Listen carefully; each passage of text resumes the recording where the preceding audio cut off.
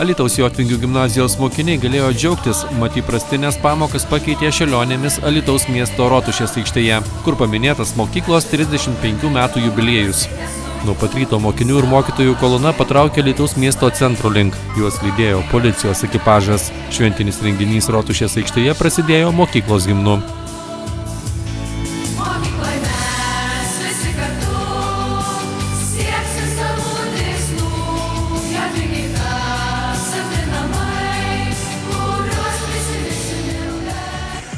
Renginio metu muzikinius pasirodymus pristatė gimnazistai, o direktorius Kęstutis Miliauskas šėlo kartu su jais.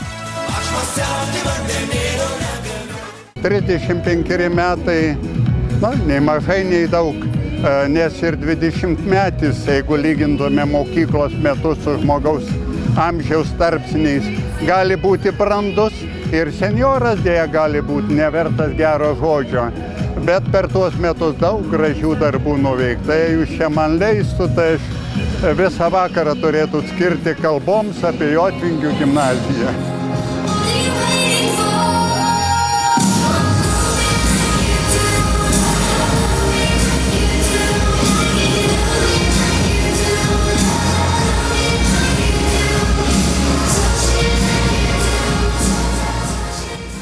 Dėl įvykusio Alytaus miesto tarybos posėdžio kiek pavėlavęs atvyko Alytaus miesto meras Vytautas Grigaravičius.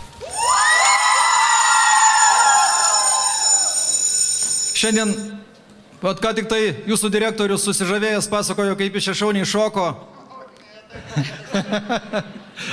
Tai yra labai smagu.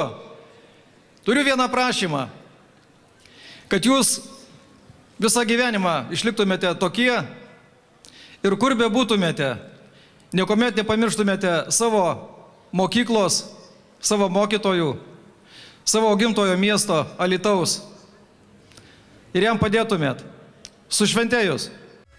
Alytaus Jotvingių gimnazija, o iki tol 9 vidurinė mokykla pradėjo veikti prieš 35 metus ir šiuo metu laikoma viena prestižiškiausių gimnazijų mieste. Mokyklai jau beveik 30 mečius vadovauja Kęstutis Miliauskas. Kaip toj dainoj senoj rodos ir vargo nebuvo. Žodžiu, dabar kaip reta man gera dirbti, man net neramu, kad man taip gera.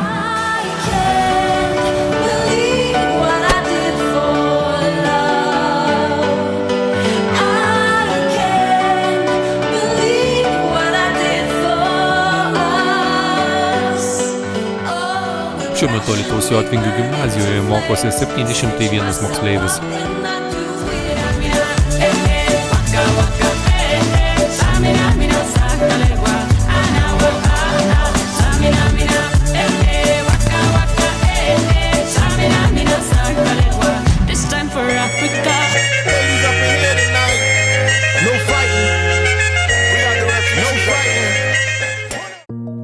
Alytaus gidas – populiariausias portalas Dzūkijoje.